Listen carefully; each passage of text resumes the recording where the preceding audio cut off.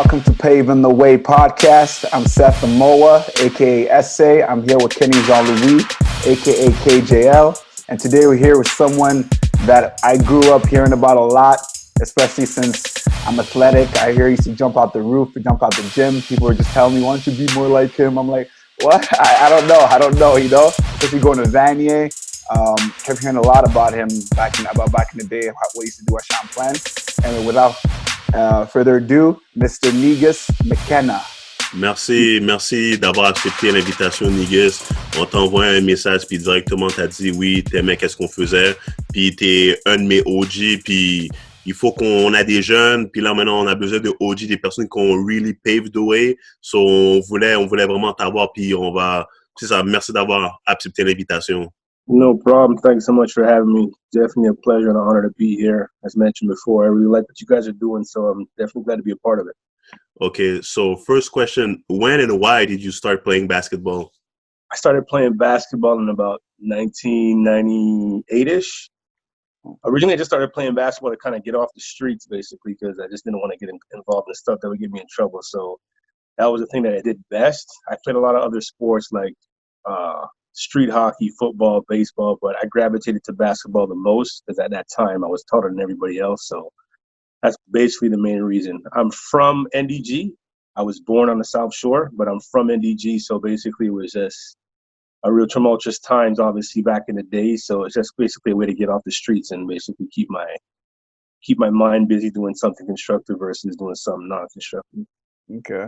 At what point, when do you start playing competitively, like I guess in organized sports?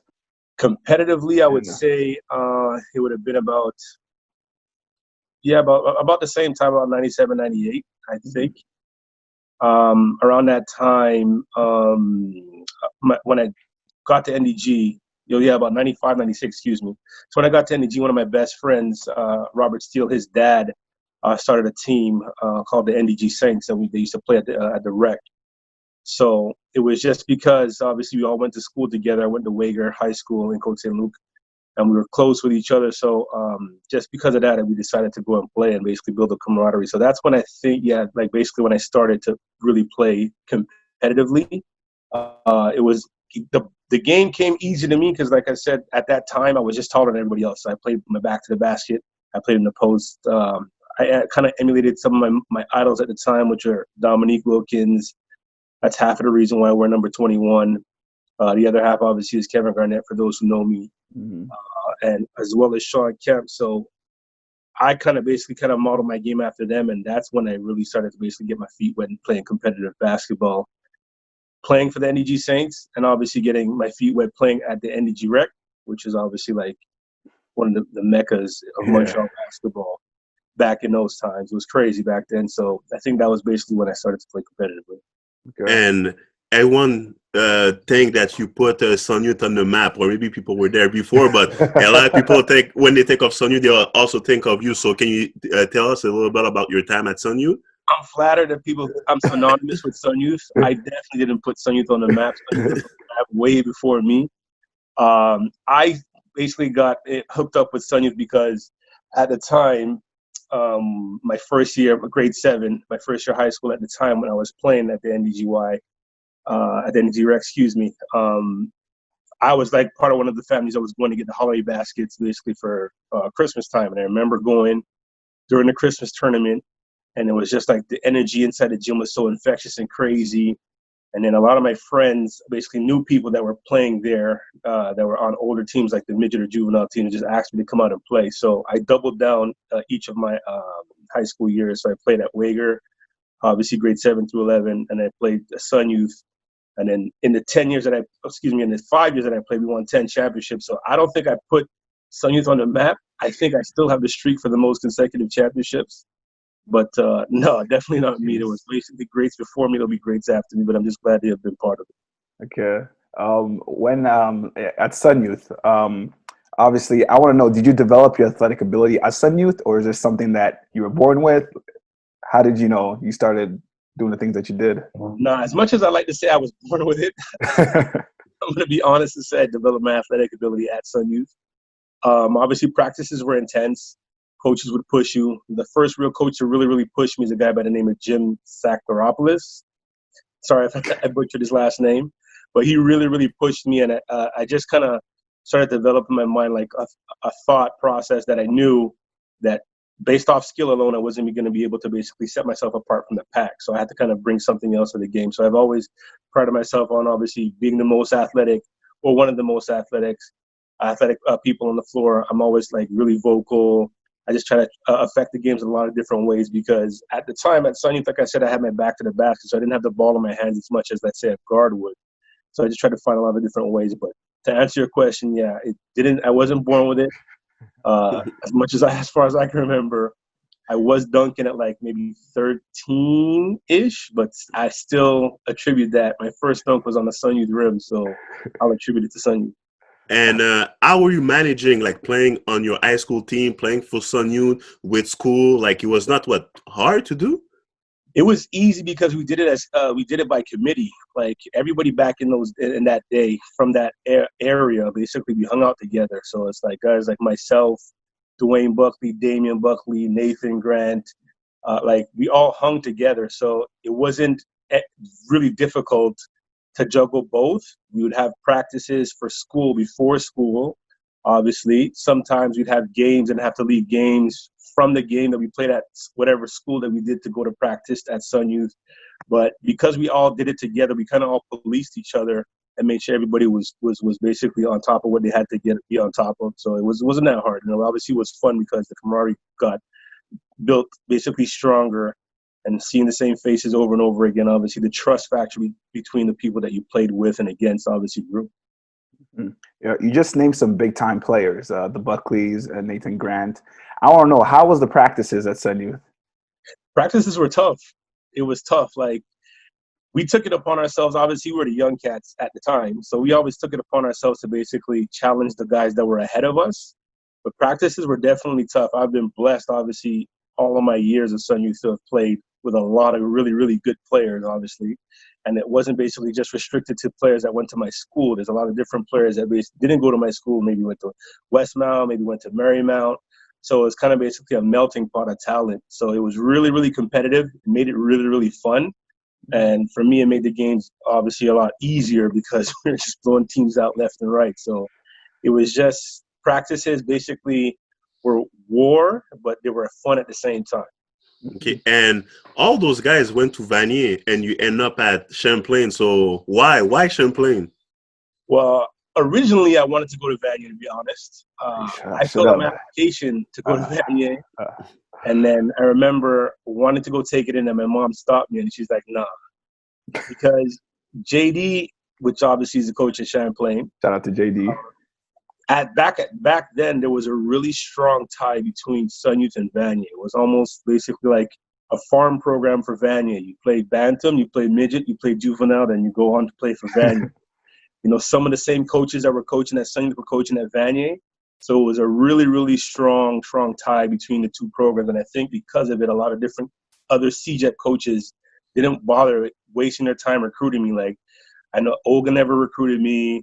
Like I said before, the only two coaches that recruited me, aside from obviously Vanier, was Champlain and was John Abbott.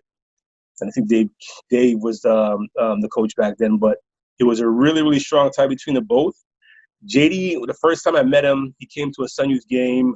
He was suited and booted, big long trench coat. And I'm like, I'd never seen something like that before in my life.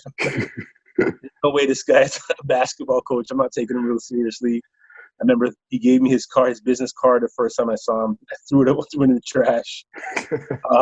So he did obviously the second smartest thing that you could do when you want to get through the kid. He just basically hopped over me and basically got into my mom.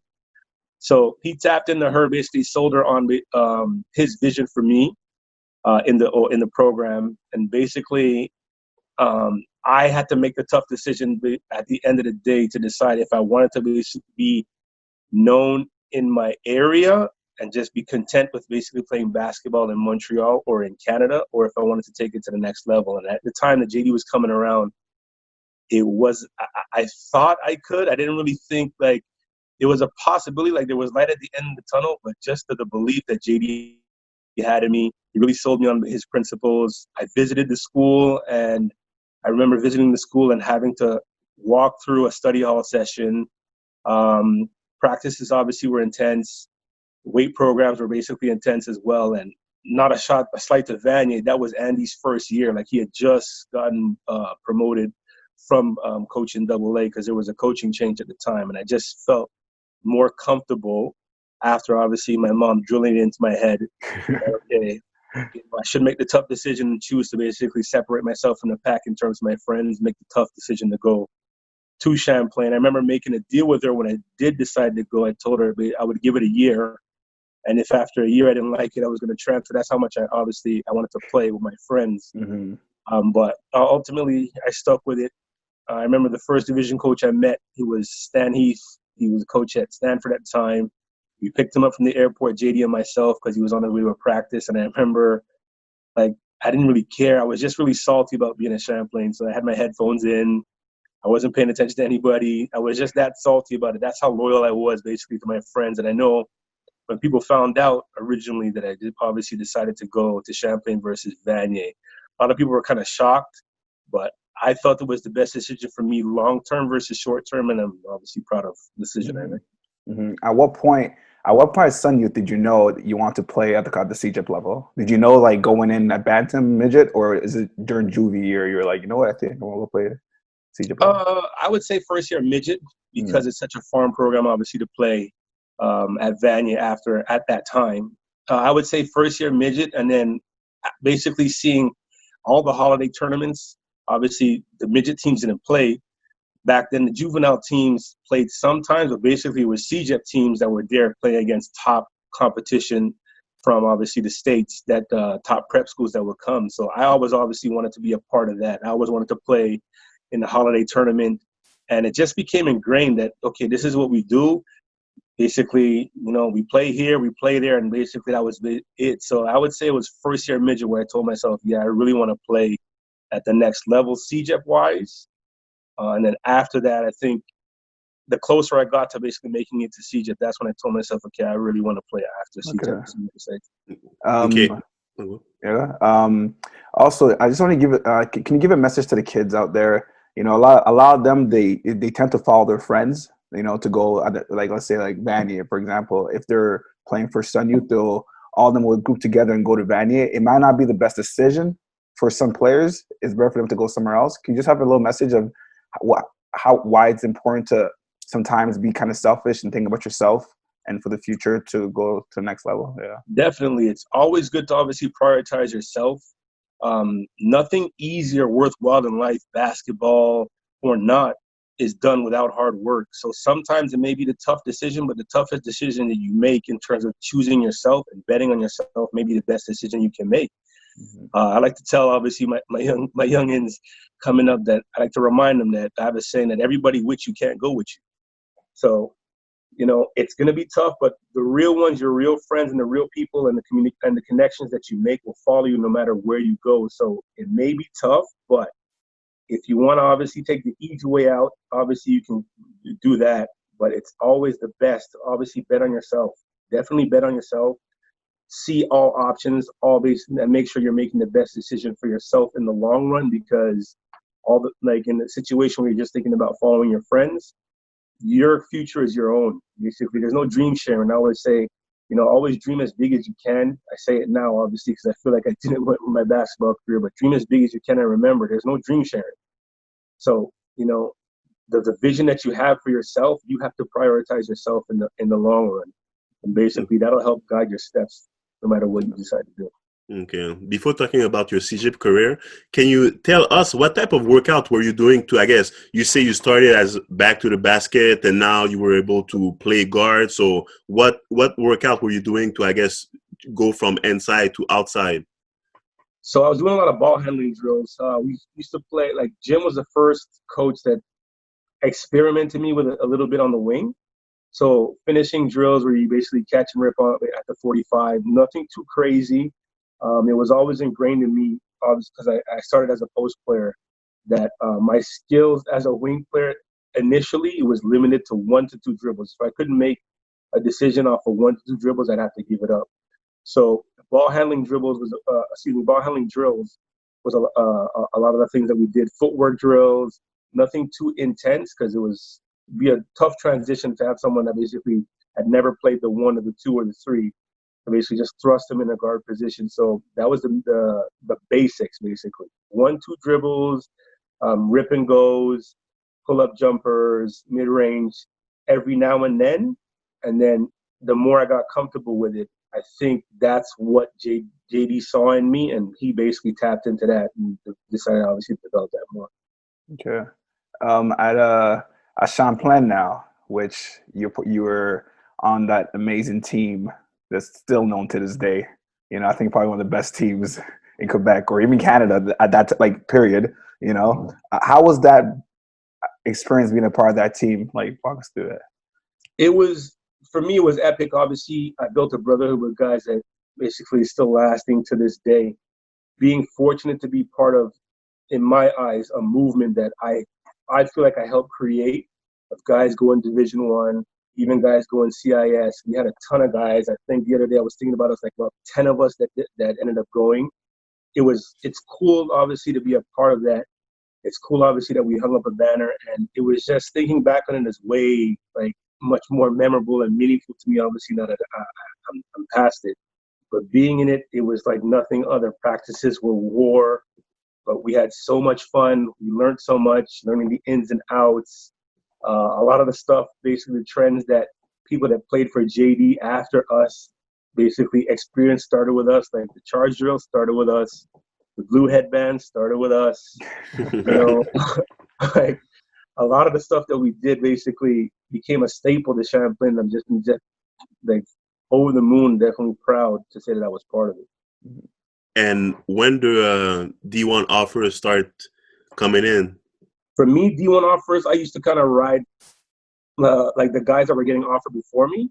I used to ride their coattails. So my first year, we had one guy go, Chad Caters, he went to Belmont.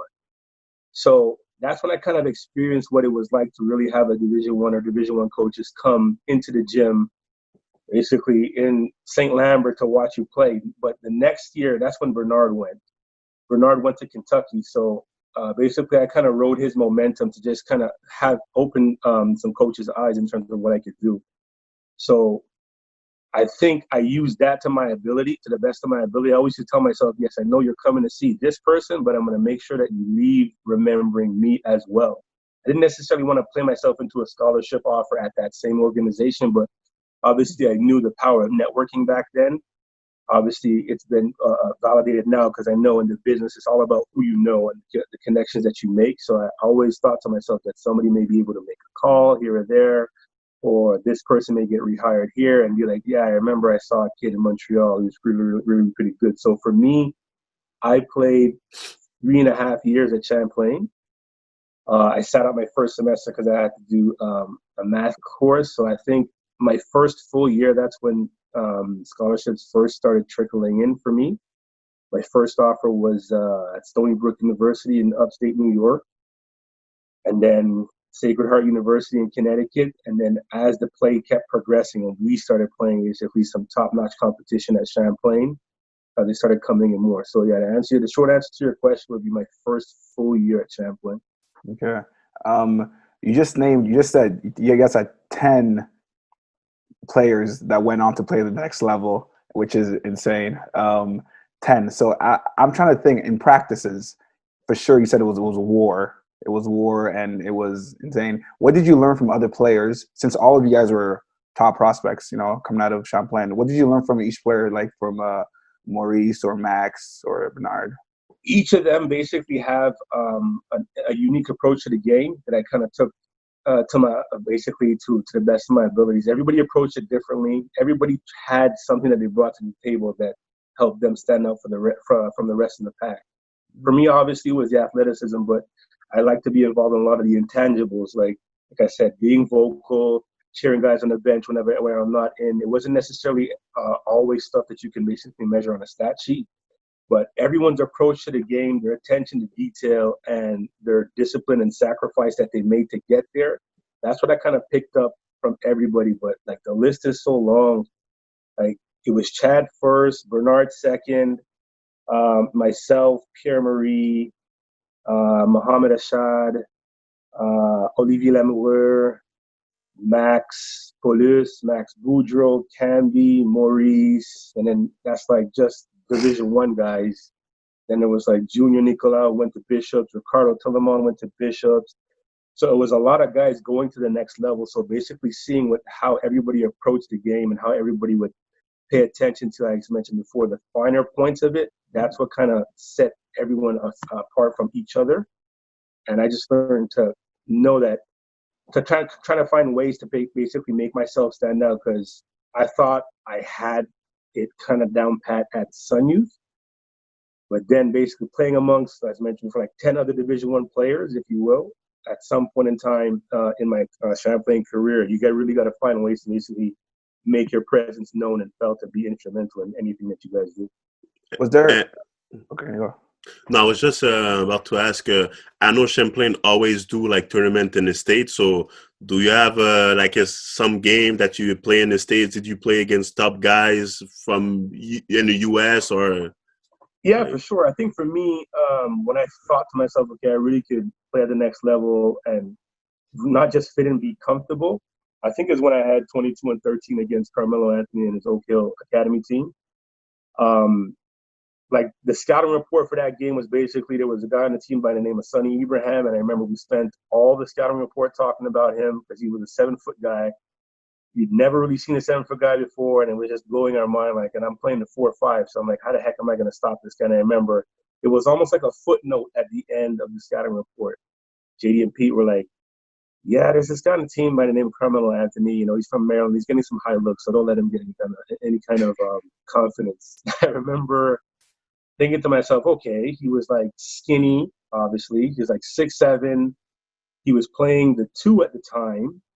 And I remember going into halftime, not really being impressed with him because he just didn't really seem interested, which kind of often was the case when top tier schools in the States were playing against a team from Canada. They usually think basically coming in just based off name alone, they can roll over us. So I remember him not being really engaged. And I remember a possession with Muhammad, he played the 1. He was like a 6'7" 1. He went to Northwestern, and I remember there was a possession where he stole the ball from him and scored on a fast break and kind of puffed his chest a little bit and got Carmelo's face right before halftime. I remember going into halftime, we were down probably, I want to say maybe 4-6. We came out of halftime. Coach Smith put Melo at the 1, and then I remember the first time out from halftime, we were down like 30. Melo had like 25, 2 dunks. Like he was just affecting the game in so many ways. I think then I knew he was going to be special. I never could have foretold that he would be obviously one of the top, in my mind, top 10. And that's obviously a stretch scores all time in the NBA for me personally. But I think that was a game that stood out to me. Another game that stood out to me is playing against Rudy Gay. He played for Archbishop Spalding in Maryland.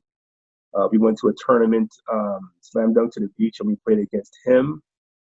He beat us on a buzzer beater with a broken hand. I remember that. I remember playing against Mount Zion, which is the AU team or the prep team that Tracy McGrady played for. They beat us on a buzzer beater. But yeah, at Champlain, those are obviously, aside from the terrible losses, but those are the most memorable games. Yeah. Did you feel any pressure in the beginning of the season, start at Champlain, knowing the team you guys had, that is either you guys win it all or it's a complete failure season? Yeah, we were underdogs. Oh, you were? Yeah, we were underdogs to an extent because my first year, obviously, we flew under the radar. I remember we lost in the championship game. And then our second year, like, I was coming up during Dawson's dynasty. So Dawson was winning all the time. So you wouldn't really pay attention to us, to be honest with you, because Dawson was being ranked nationally. Dawson and Momo were basically the 2 big guns that I remember.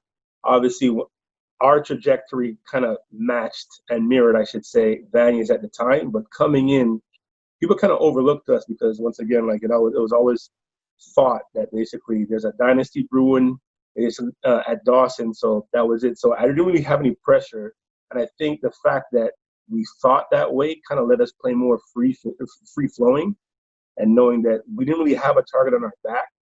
we weren't basically being hunted. We were hunting people. So it kind of basically helped us know how to adjust to being hunted when we did become top dogs. But originally, and I don't think any season that we had, even like obviously the season that I left, before I left, when everybody had committed to Division One, we were just so used to it because we knew obviously how to play with a target on your back and obviously how to play as the hunters and not the hunted as well. So that really didn't factor into how we approach the game. Okay. My last question on your CEGEP career: who was the best player that you played against during your 3 full years? Who was the best player that you played against? Against, I'd probably say Carmelo. Carmelo. No, on a CEGEP level, like just CEGEP league. CEGEP. There's a lot. Best CEGEP player that I played. Honestly, I'd have to root for the home team. The approach and basically the skill that I saw Pierre-Marie Cespedes, I had never seen it from anyone else.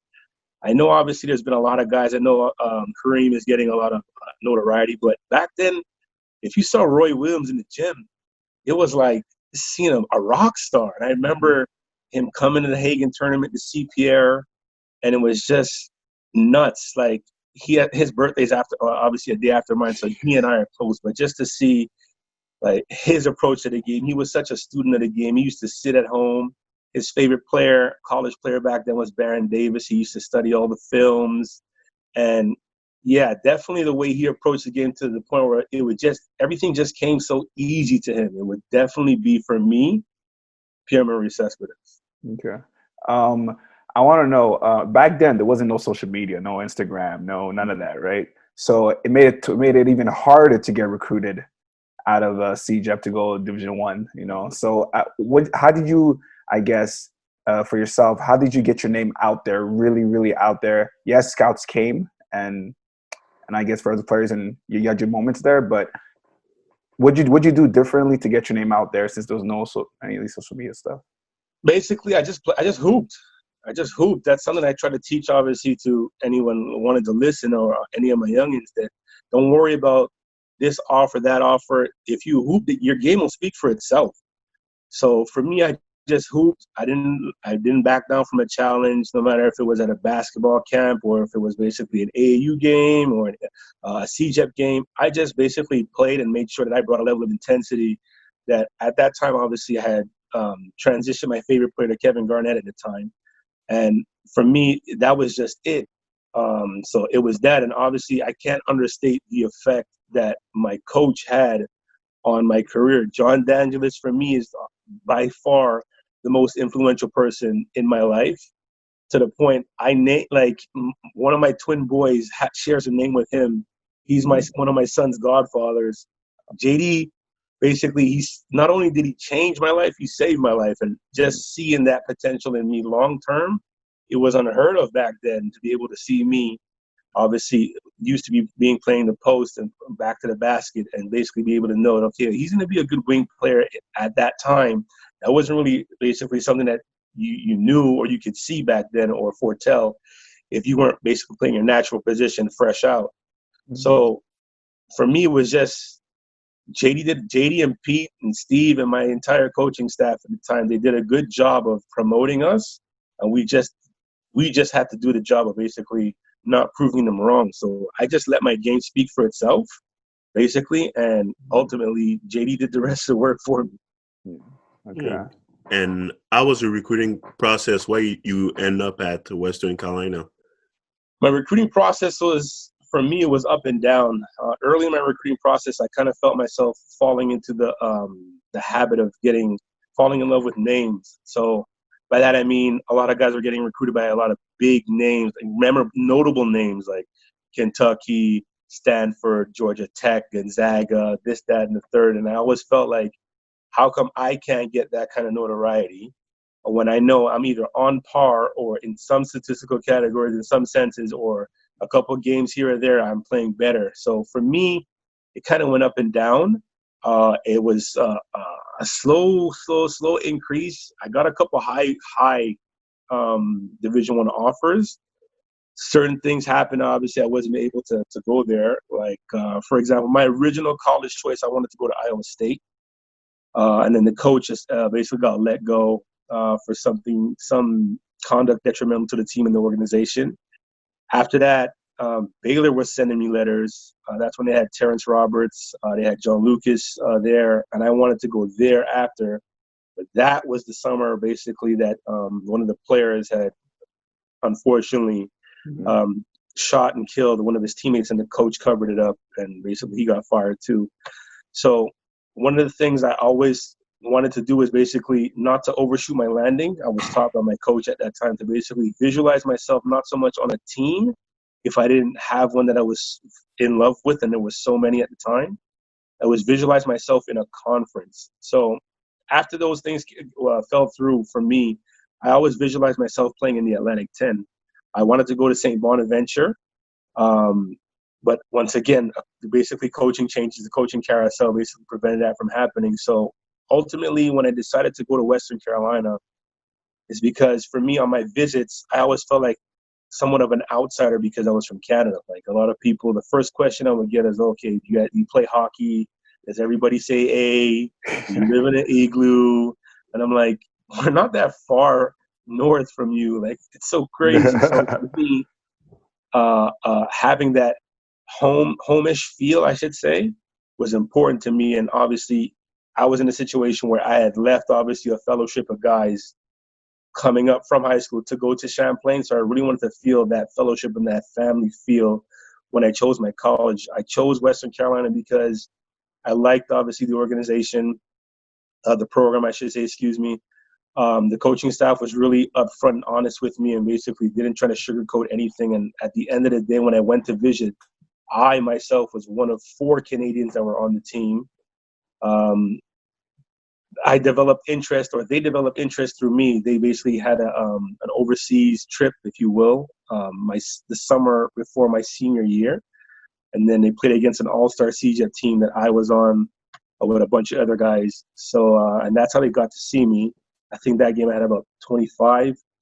It was right before Kevin Martin decided to go pro. He got picked by the Kings. And, so they developed basically a liking to me. There's a guy by the name of Linzai Landu. He went to Paget, ultimately went to Northeastern, and then had found himself at Western. So it was kind of crazy to have another guy from Montreal on the team. He was actually my host on my visit. So for me, that's what made me feel most comfortable with choosing Western Carolina, is because for sure, obviously I knew they had pro experience in terms of who they had that left. Mm-hmm. And for me, it was just knowing that I wouldn't be the only Canadian and not feel that homesick. Mm-hmm. That's basically what kind of sealed it for me versus all the other schools that I visited. Okay. You're saying so at Western Carolina, what was the biggest, I guess, transition challenge that you had to adjust from going from CEGEP Champlain to NCAA? The biggest challenges for me from CEGEP to college was obviously not having your parents around. I've kind of been on my own in my basketball career for a good while, so I was already used to that. But for me, it was time management, because you get a lot of free time. You may have one class like on one day and not have anything else to do. So it was time management, and basically the biggest difference for me that I had to get used to was competition-wise. Everything is a competition. Every sprint, every drill, every weight session, every rep, everything is a competition. And getting myself up to speed quickly was obviously a priority of mine. Mm-hmm. CEGEP did a tremendous job preparing me for the next level, because obviously the schooling system is kind of similar in terms of obviously your course load and obviously your freedom. So I'm very thankful for that. I didn't have that hard of a transition basically in terms of that as I did some of my teammates. But the biggest difference for me would obviously be to obviously don't take any possessions off on the floor and off the floor. That, and then integrating all the other things obviously that come into playing at once, like weights, time management, as I said, individual workouts. Like it really started to feel like a job for me. So I really reveled in it. I loved it. Okay. And there's some game that you still remember to this day that you played? Yeah, for sure. My first college bucket, obviously, I think everybody remembers that. My first college bucket was versus Marquette at the Bradley Center. I remember seeing Dwayne Wade's picture on the wall in the locker rooms, Doc Rivers, who obviously I'm a fan of. And my first college bucket was at Marquette. Travis Diener, who went pro, Steve Novak, who went pro, a bunch of guys on that team. They were coached by Tom Crean, who was kind of crazy. In shoot-around, he walked out to the court and he remembered me and knew me by name because he was recruiting Muhammad Ashad and had come out to see us practice. So it was kind of cool. That was a cool moment for me. Like, wow, this is Tom Crean. But I definitely remember my first college bucket was Marquette.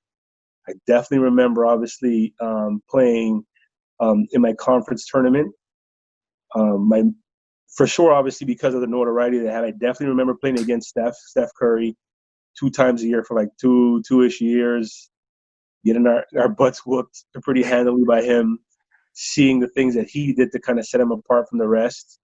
All the memorable places that I played, obviously, in terms of that notoriety, a lot of these colleges have the names, like, so obviously Alabama, USC, Maryland, Ole Miss, Iowa, Wisconsin, Purdue. Yeah. So all the big Illinois, obviously with the Last Dance that just finished. I remember playing at Illinois against Michael Jordan's son, with Michael Jordan in the VIP box watching. So all the big games, I definitely remember some of the little games for sure, but the biggest ones obviously will involve the biggest stars for me. So just to answer your question for sure, the games that we played against Steph, those obviously are memorable because it's like, how the heck is he doing what he's doing? And just quickly, and I was playing against Max because you play with him and CEGEP, and now you play against him. You play against Steph, but you also play against Max. I did. So my first year, Max's first year was kind of a feel-out year for him. So he kind of observed a lot, basically, to kind of get up to speed. So I know he and I basically had a kind of similar first year. So it was cool to see him twice a year, obviously, once at home, once away. So it's kind of cool. And then playing against him, I always used to tell people, tell my teammates, like some of his moves, some of his tendencies. I told him, watch out, he's a really pesky defender. Nobody really believed me at first. And then I saw firsthand, like, you really want to punch him in the face when you play against him, but you love to have him on your team. So it was really cool. One of my favorite photos that I have up here in my house is Max and I basically boxing out on a free throw, and he's wearing his Davidson jersey, and I'm next to him wearing my Western jersey. So it was really cool just being able to see him, see his projection, see basically him develop into the player and the tremendous player that he did at that time. So it was really, really cool to watch him, and it wasn't cool to basically get beat by him over and over again. I think we beat Davidson maybe. I know we beat him once, maybe twice. I may be pushing it. He'll correct me if obviously you guys speak to him, but it was definitely cool seeing a familiar face. So after your NCAA career, did you want to go play pro? What were you thinking about doing after? I definitely wanted to play pro, but I graduated in 2008. I'm showing my age, but yeah, 2008 was like the first recession that we had out here in the States. So it was really tough at that time to get jobs. When I first started playing basketball, my dream was always to play in Division I basketball. Like, if I took it a step further, was to play in March Madness, that unfortunately never got a chance to do. But when I look back on obviously the games and the teams that I played, I kind of mirror that to an experience playing obviously in a tournament. But for me, we never had any role models that were in the NBA that we could basically look to, reach out and touch. So I didn't dream big enough. That was basically one of the biggest things that I think limited myself. So I always wanted to use basketball, and that's another thing that I teach. Use the game, don't let the game use you.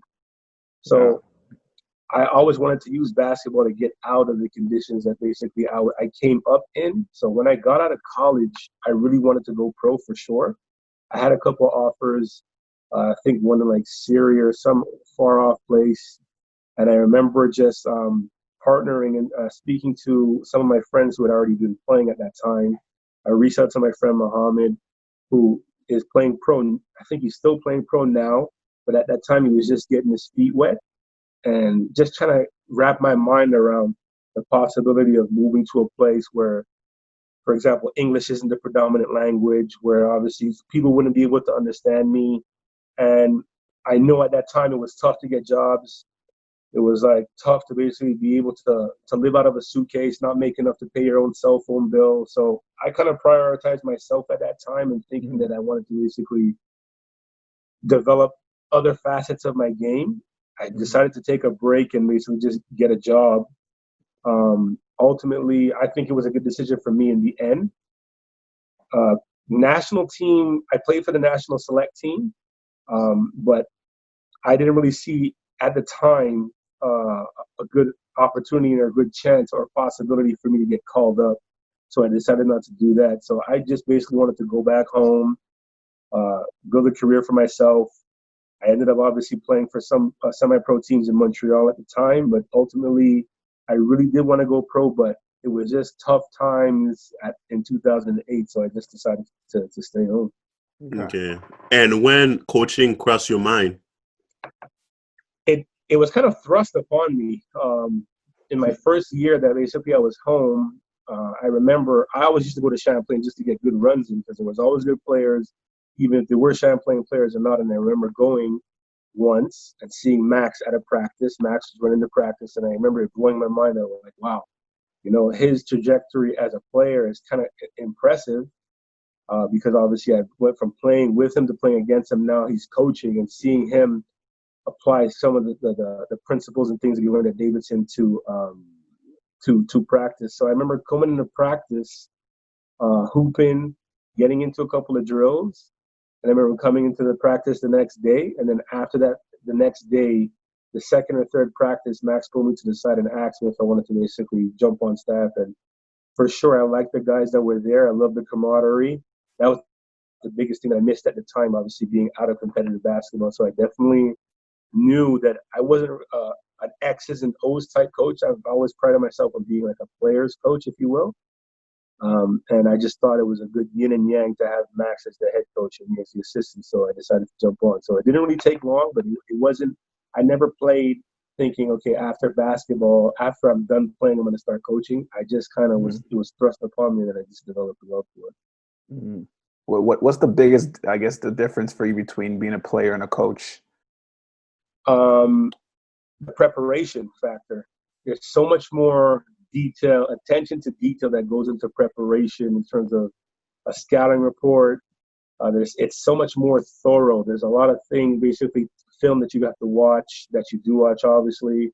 A lot of things that you have to kind of decipher. So the attention to detail on everything is kind of cranked up. It's different, obviously, not seeing it from a player's perspective, trying to see it in a way that you can turn into teachable moments to the players that you have on the team and have it trickle down and really register. So that was the biggest thing. My competitive drive, I don't think ever really left.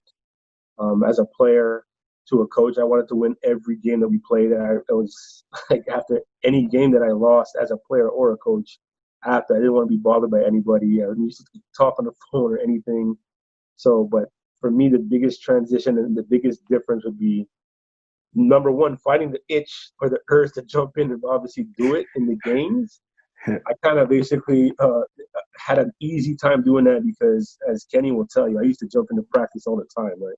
I don't think I ever really coached where I stood on the side and just basically taught things. I always used to jump in and basically show guys, compete, and kind of try to raise the competitive level in practice to get the best out of guys. So that was the biggest transition, and the attention to detail, being a coach and having to manage student athletes, having to manage egos, obviously from seeing Steve White, who was my financial advisor, my academic Steve advisor. White. Yeah. Steve White getting his feet wet with us and then stepping into his role at basically Champlain on the team while Steve was still teaching at Champlain was kind of crazy. So running after guys for grades, this, that, and the third, and basically making sure they had their heads on straight. Everything, there's a lot of different things that you have to juggle. and realizing that as a coach, you're not just a coach, you're a friend, you're a confidant, you're a father figure to some, you're a friend to some. So kind of getting used to wearing all those hats at once versus just, okay, I'm an athletic wing slasher. I'll dunk on you if you give me a step or two. If you miss me on a box out, I'll put you on a poster. Or if you leave me open on the wing, I'm going to drain the three. It's kind of, it was different for me, but I loved it. Yeah, I remember those 2 years. Like, no, I remember those 2 years. You never dunk on me, but I remember those 2 years.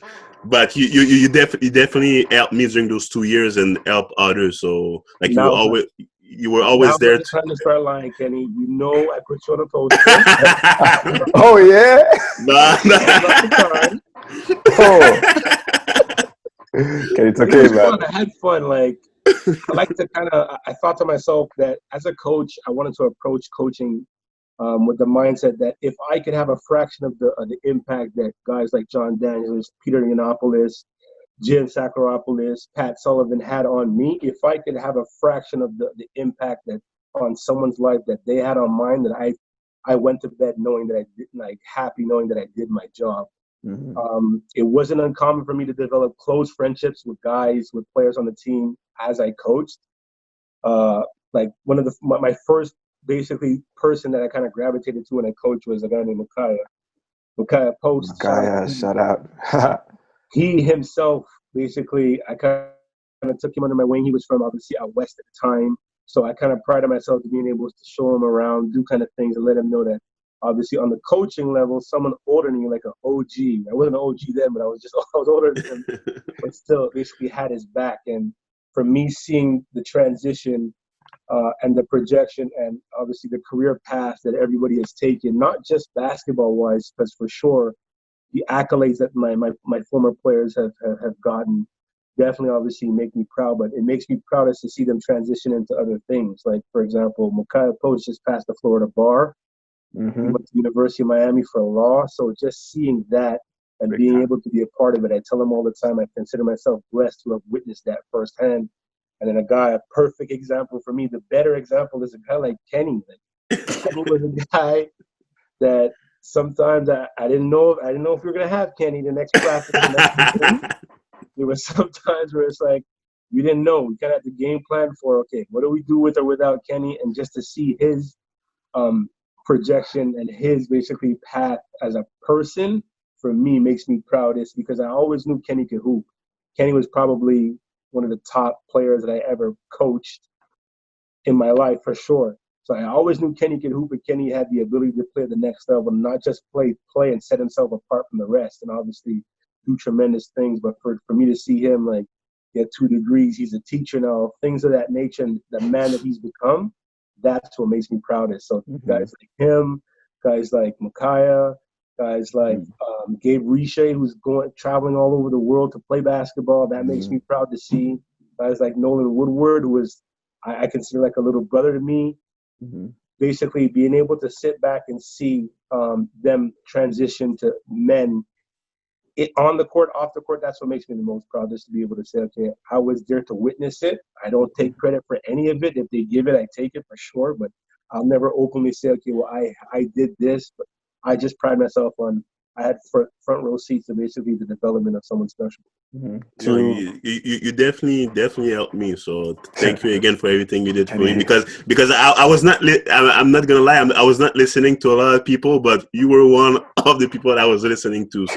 So thank you again for everything you did for me. I know it was tough back then. Obviously, there was a bit of a language barrier. I know you didn't really see eye to eye a lot of times with Max, and felt like he didn't really have your back. So I pride myself knowing that I go to war for you. That's basically my thing when I coach. If I go to war for you, you have to go to war for me. So it made me proud and happy, and if I do it again in a heartbeat. Yes. So you went from winning as a player, winning a banner, and now you and as a coach you won a banner for the same school that you went to. How does that feel? 'Cause a lot of people don't get that opportunity to do that. For me, it almost felt like things coming full circle in terms of obviously starting a tradition and basically a movement that I think that I pride myself to have been part of at Champlain. Whereas when I came back, it wasn't just Champlain was sending guys to the States, because that's another thing that kind of helped me make my decision. No other programs were really putting guys into the States at the Division I level.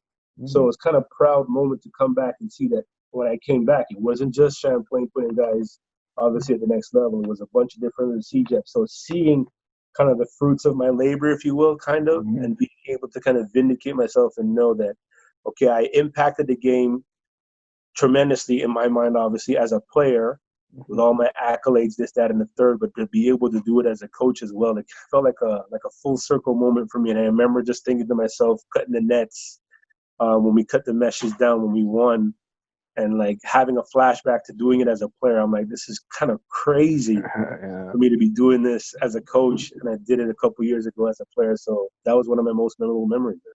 Is there a reason why you stopped coaching? For me, in anything that I do, I always want to basically devote all of myself. I remember after we won the championship the next year, I got let go. Craig Norman decided not to bring me back, and obviously that's fine. That's part of the business. When Dan Martin took over originally, he asked me to come and coach with him. I had a good rapport with guys. Obviously, I had a connection with the city guys, so being able to use me as a recruiting tool was something obviously that I thought was basically something like that you can depend on. But for me at the time, I was working, and my work was preventing me from devoting a lot of myself to obviously the game and to coaching. I didn't want to really basically have to juggle both at the same time and give half of myself or a fraction of myself to coaching and basically not, because I felt like me as a player, if I saw a coach in practice, let's say you practice 5 days a week, if I saw a coach 3 out of 5 days or 2 out of 5 days, and in game time you're trying to tell me something, I wouldn't gravitate well to that, because it's like, you weren't in practice, you're not seeing the work that I'm putting in, you can't go to war for me like I want you to, because I haven't developed that trust factor. So I didn't want to sell anybody short, so I just decided to basically admire the game as a fan. Okay. Seth, you want to play the game now, or? Yeah, most def, man. Listen, we'll start with Kenny's game, actually. Okay, so you need to tell me your top 5 player that you play with from PG to center, so one at each position. That I played with? Yeah, play with. I would say I'll do all Champlain. I'll say, Pierre at the 1, Muhammad at the 2, at the 3, or I'd say Pierre at the 1, Muhammad at the 2, or I'd even slide, Pierre at the 1, Muhammad at the 2. I would even throw Maurice at the 3 that I played with. I'm doing all Champlain to rep my guys. I would put, obviously excluding myself, because I'd slide myself into the 4 spot, I'd put Max at the 4, because he could play the 4-3 and basically bring hell on defense. And then at the 5 that I played with at Champlain, I'd say, Bernard Cote. Okay. And this game is called Start, Bench, Cut. I'm going to give you 3 things, and you got to start one, you got to bench one, and you got to cut one. Okay? So the first first 3 things is winning 10 championships between Sunnies and Wagar. That's unheard of. And the second one is being a part of that Champlain team, Division I players. And the third one is being able to play NCAA Division I. I think I'd stick true to form and do as you did. Start, obviously, winning 10 championships for me, because without that, I wouldn't have gotten myself to Champlain. So if I'm doing in terms of my progression as a player, I would do winning 10 championships first, then my career at Champlain, and then college. If we're putting progression aside, as a player aside, I would put Champlain first. Champlain, for me, was the most memorable years of my career, as mentioned before. The relationships and the bonds that I've built just being part of Champlain, the Cavaliers team. It's funny because I was telling a story to Maurice the other day, Maurice Joseph, and I remember after my freshman year in college, my freshman coach got let go. I remember that was a time where I didn't know if I wanted to stay in the States. I remember calling JD and telling him, like, call John Doerr, do what you have to do. I was considering going back home to play for Concordia. So at the school, we were taking interviews for a new coach, and then a coach came in He had his interview, and everybody was basically greeting him one by one after his interview, if you will. And I remember greeting him. He's like, "You went to Champlain?" And I'm like, "Yeah." And he's like, "You know Maurice Joseph?" I'm like, "Yeah." And I remember him saying to me, he's like, "That's the biggest miss of my career." He's like, "My name's Larry Hunter. I coach at NC State." We offered him a scholarship. So just for someone to see my name synonymous with Champlain and to align myself with stellar guys, obviously he's a tremendous coach, tremendous player, tremendous individual altogether. So that's what I really pride myself basically on, to be able to say that I was a Cavalier, I was a trendsetter, I was a trailblazer.